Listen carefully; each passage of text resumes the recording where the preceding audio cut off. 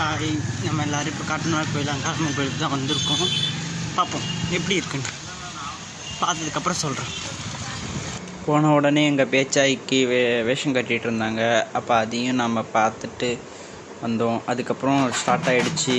நல்லா மேலதாளங்களோட சத்தத்தோடு நல்லா இருந்துச்சு. நான் சவுண்டு ஆட் பண்ண முடிஞ்சா ஆட் பண்ணுறேன்.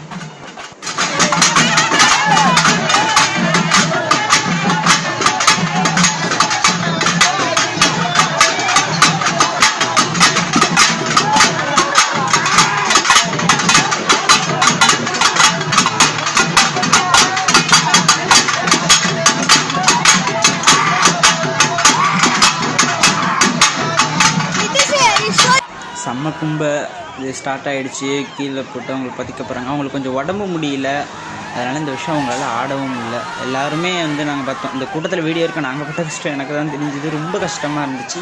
எல்லா யூடியூபரும் கஷ்டப்பட்டோம், நானும் கொஞ்சம் கஷ்டப்பட்டேன். நல்லா என்னென்னா சாமி பார்த்துட்டு நாங்கள் எல்லோரும் கிளம்பலான்ட்டு ரெடி ஆகிட்டோம்.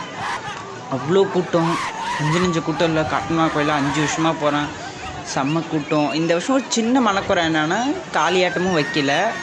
அதுவும் இல்லாமல் முன்னாடி சாமி ஆடிட்டு போய் பசங்க ஆடிட்டு இருந்தாங்க, அங்கே போய் பம்பு அடிச்சுட்டு இருந்தாங்க, இங்கே வந்து அடிக்கலை. அது எனக்கு இன்னும் வருத்தமாக இருந்தது. அதுவும் இல்லாமல் இந்த வருஷம் சாப்பாடு போடல, அது என்ன ரீசன்னு தெரில. ஆனால் நல்லா இருந்துச்சு. மனநிறைவோடு இல்லாமல் சாமி பார்த்துட்டோமா, அந்த மனநிறைவோடு நான் வந்தேன். அது வரைக்கும் சந்தோஷம். அந்த மயானகா தேவியை சந்தித்ததில் கும்பல்னால் சரி, அவ்வளோ கும்பலாக இருந்துச்சு, சூப்பராக இருந்துச்சு.